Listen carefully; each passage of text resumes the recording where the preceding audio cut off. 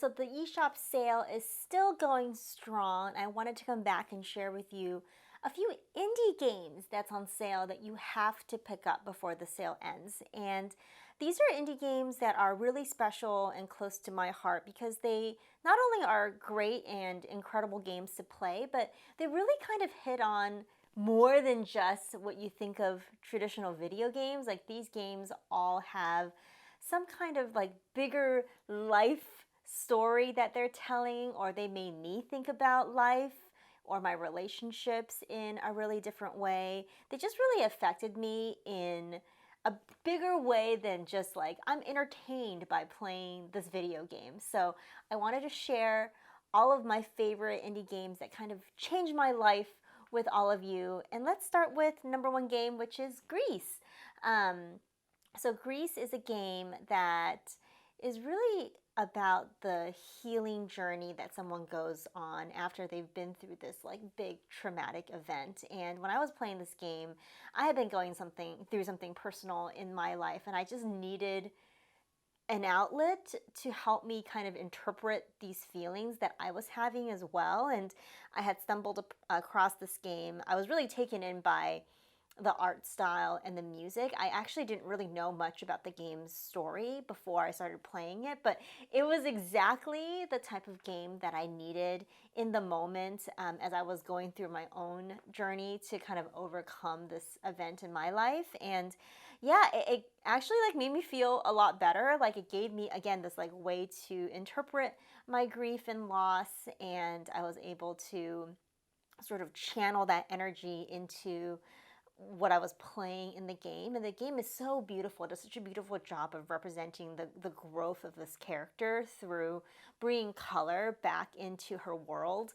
And I honestly, when I was playing this game, very emotionally was kind of like going through the same thing. And I was like doing stuff outside of playing video games that added like color to my life as well. And yeah, just having this kind of like game that sort of mirrored what I was going through really stuck with me. And I think about this game still so much.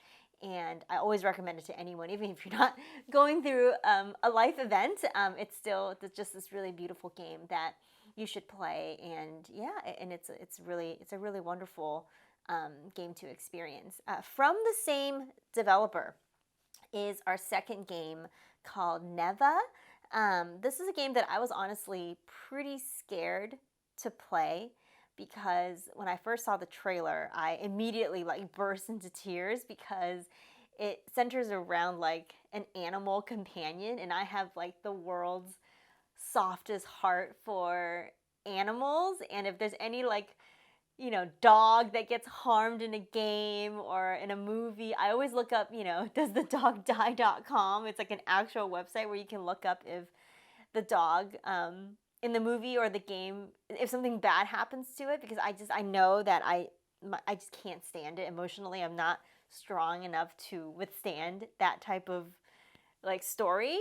But this game, so I kind of avoided this game for a little while because I was kind of scared to play it, but it ended up being really amazing after I gathered the courage to play this game. Yes, there is kind of a traumatic event that happens at the very, very beginning of the game, but then you quickly sort of move on with the story with the main kind of characters in the game, which is you, the player character, and your spirit.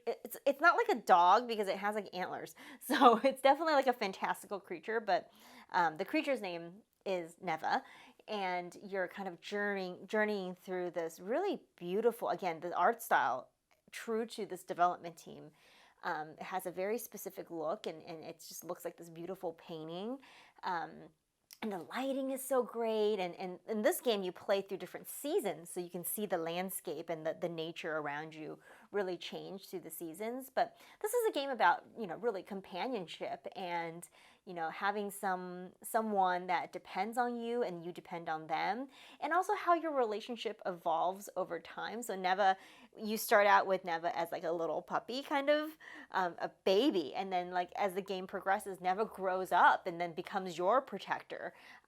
So I just love the story of like how relationships with important people or animals in your life can evolve and change throughout your life, and that's a beautiful thing. And sometimes it may be a bit hard to come to terms with that. And as we all grow up and get older, our relationships with the people around us change, and this game really represents that, whether it's through like the symbolicness of the seasons changing, or Neva growing, or you growing as a character. Like, it just does it so well, and the gameplay is really fun. I should say both Grease and Neva have a kind of a similar gameplay. There's a lot of platforming, quite challenging at times.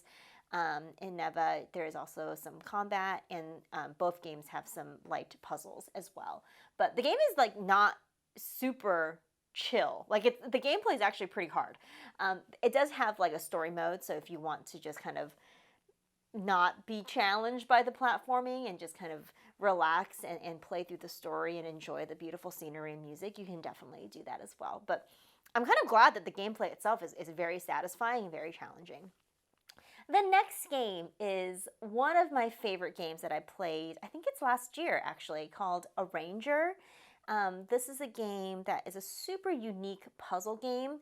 So if you guys remember slide puzzles, you slide the tiles to eventually solve the puzzle. So that's what this gameplay is. The world that this game is built on is on this like giant slide puzzle, and as you move your character, you are sliding her like up, down, around this world. So a really cool puzzle mechanic in a game that, something I haven't seen in a game before. The art style and the art direction is absolutely amazing, done by the legendary David Hellman, who did the art for Braid.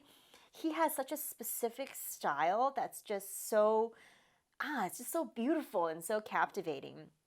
And I was really surprised because the game actually has these like really like intense cutscenes. I was not expecting it for sort of a game that I thought was a 2D kind of slide puzzle game, but it has these gorgeous hand-drawn, almost like comic book panel type cutscenes that tell you the story of the character that you play, Gemma, and her journey throughout this world. And I was like blown away. And one of the cutscenes you get like right at the beginning of the game, which tells you about Gemma's origin story, and you're like, whoa, that's totally not what I expected from this game. So that was very, very cool.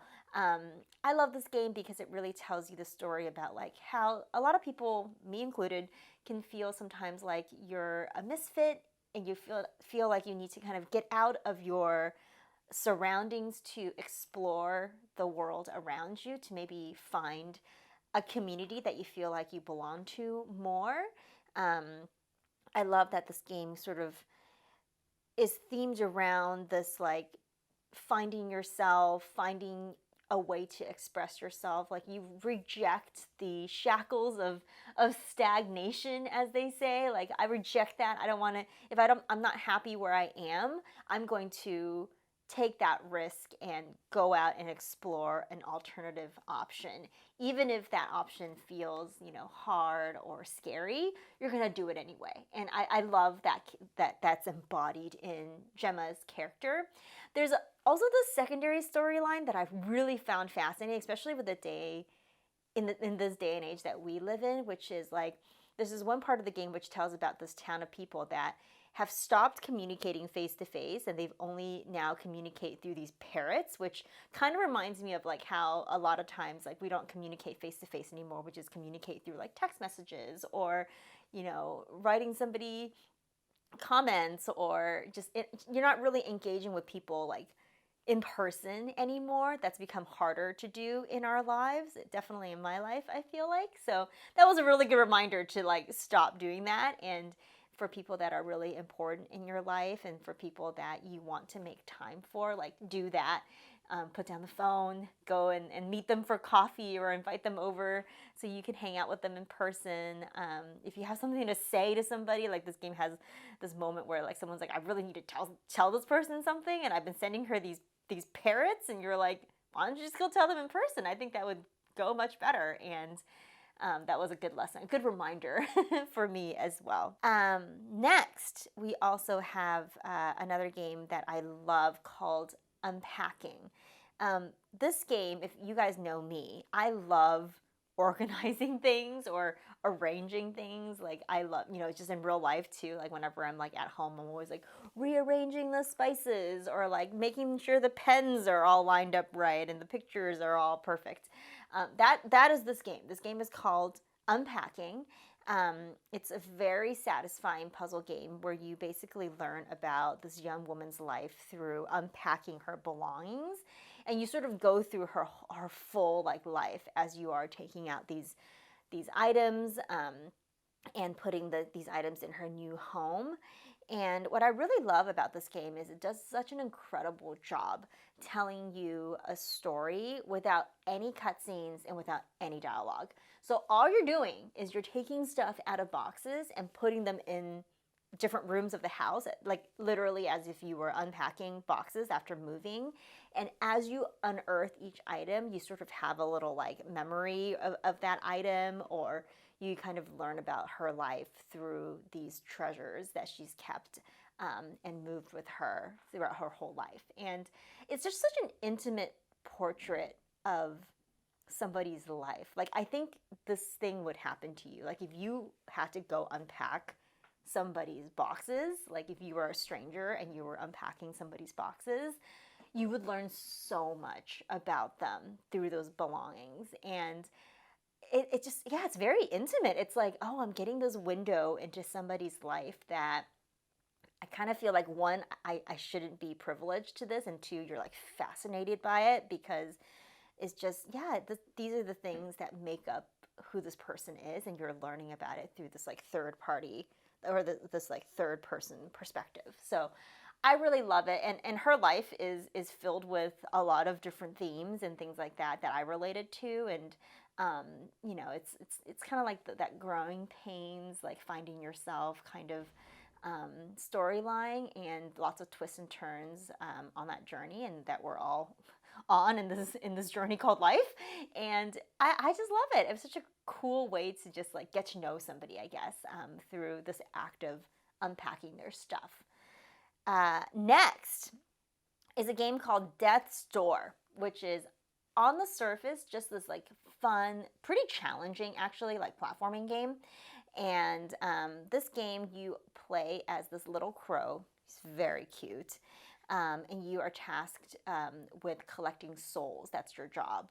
And you're like an immortal being tasked with collecting souls. And the underworld, the depiction of the underworld is amazing in this game, because it's basically this like cold corporate bureaucracy that is like the world that the crow kind of works in. And you're like, oh gosh, like death is so cold and like feels like an office building. It doesn't feel emotional at all. It's just like very process driven, and it's a very interesting way of looking at this like huge life thing that impacts a lot of people when it happens, right? So anyhow, you play as a little crow, and in the very beginning of the game, it kind of, your mission goes awry and your soul gets stolen. So the crow's soul gets stolen, and now you have to go into the underworld and like get your soul back. But then in the process of it, you like find out, oh wait, like there's actual like emotions and things, like bigger life things happening in the underworld. It's not this bureaucratic like cold process that you thought it was. And all of this is packaged up with incredible art style and really solid gameplay. So yeah, I really love this game. It was actually really hard for me to finish this game because it got pretty challenging towards the end, but I like grit my teeth and powered through because I was so interested in the story and I was so invested in the story. But yeah, absolutely love this game. Next is a game that Kit and I actually played together on a stream once when this game first came out. It's called Blanc. This is a really cool looking game. It's black and white, and it's a co-op game where you play as, one person plays as a little wolf cub, and one person plays as like a baby fawn, like a deer, a fawn. And you basically have to like navigate this really harsh winter climate to journey back to your families. And it's very like heavily puzzle driven. It's very like, obviously co-op dependent. I love this game because it's all about unlikely relationships and, the dependency that you have maybe on someone that you didn't expect and how they are coming through for you and you have to come through for them. It's just a good reminder that everybody in our life maybe have different strengths and weaknesses, and you need others around you to maybe help you along sometimes. When you're having a really hard time, you might need that other person to help you along. And again, the game is just adorable and also a little terrifying at times because I'm like, please don't let anything happen to these cute animals. But really imaginative art style and gameplay, and absolutely love this game. Next, we have a game called After Love EP. This is a really interesting game. It's a visual novel about this young musician, but because it's about a musician, it also mixes in the rhythm game genre, which, I'm a sucker for rhythm games, so I had to check this game out. But really interesting storyline, really sad storyline about this young musician who's processing the sudden loss of his girlfriend. It's really about how you're healing from grief. How do you move on from grief? When is the right time to move on? Do you feel guilty, about moving on from one part of your life to the next? The story is also set in Jakarta, Indonesia, which is just a really beautiful setting for this. And there's a vibrancy to that city that you get treated to within this visual novel, especially because there's this musical aspect to it as well, and you're also getting to know other people in the main character's life, like his bandmates and his other friends. So this is very sort of vibrant world that you are taken into with this game. Really sad, but this game is dedicated to someone named Muhammad Fahmy, who worked on games like Coffee Talk. Muhammad Fahmy was actually working on After Love EP with his team when he unfortunately passed away in the middle of development, which is really, really sad. I want to read a quote from the game's producer, Ivor Tomo. So he says, when Fahmy passed away in the middle of game development, it hit us hard.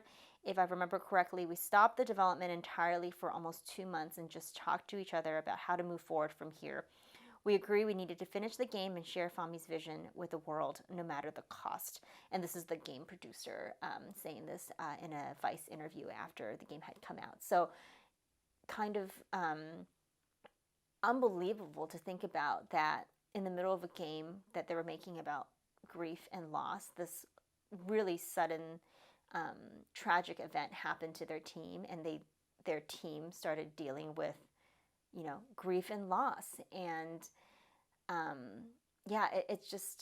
it's a really sad thing to have happened to them. So I think all of that is really embedded and woven into the game. So you're really getting sort of a firsthand look at people dealing with these emotions, and how it plays out in this game is really authentic and really pure. So I really love that about it. Next, one of my favorite games on Switch. I played hundreds and hundreds of hours of this game, but it's a game called Spiritfarer. I think I've talked about this game a lot. It's a really fun life sim game. You are Stella, the captain of a boat, and your job is to ferry animal spirits to the underworld. So it has sort of a bit of a tie into Greek mythology, where Charon, I think is the name. You are the ferryman to the dead. This is not as dark, obviously. You live on this very cute boat. You have these spirits on board your boat. They each have little requests that you want to fulfill for them. They want you to do certain things for them. In the meantime, you're getting to know them. You're getting to know their life. You're developing a relationship with them. And when the time is right, you basically send them to the afterlife. And every time you did it, it was devastating, but also beautiful at the same time. I cried every single time I had to send one of my spirits to the afterlife. But I thought it was just such a beautiful thing to kind of have a moment to remember that spirit's life and all the good memories that they had, and then make sure that they felt comfortable and happy, and then send them to the afterlife. And I mean, I don't know, the game cycle is just so beautiful. I mean, it's sad, but it's really, really beautiful, and it really like touched my heart. So yeah, absolutely loved this game and highly recommend that you check it out if you haven't already. I have a bonus game in here. I included this as a bonus because this game is actually not on sale, but it's really good. It's called Dirt Down. High key summer vibes, so perfect time in the summer to play this game. But this is a game that really explores themes around like family secrets and like parental relationships. You play as Mimi, who is now going back to her grandmother's house in the French countryside along the Dordogne River, which is why the game is called that, to sort of like pack up her stuff in her house. And Mimi remembers as she's in the house back to a summer she spent with her grandmother, and the story is told with a flashback of Mimi as a child spending that summer with her grandmother. And in the process, you're learning some family secrets and things like that as well. And the game has the most beautiful art style. It has like sort of this watercolored look to it. Absolutely incredible. I do not know how they did this. Like they had this one scene in the beginning where there's like rain falling, but it's still in this watercolored art style, and it was absolutely breathtaking. So if you want a summer vibes game to trump all summer vibes games, this is it. Go play it. Yeah, so there you have it. These are some of the indie games that I've played that have quite literally changed my life or changed the way that I think about life and my own life. So I really recommend these. These are wonderful, and they're on sale right now in the Nintendo Switch eShop. So check them out before the sale ends.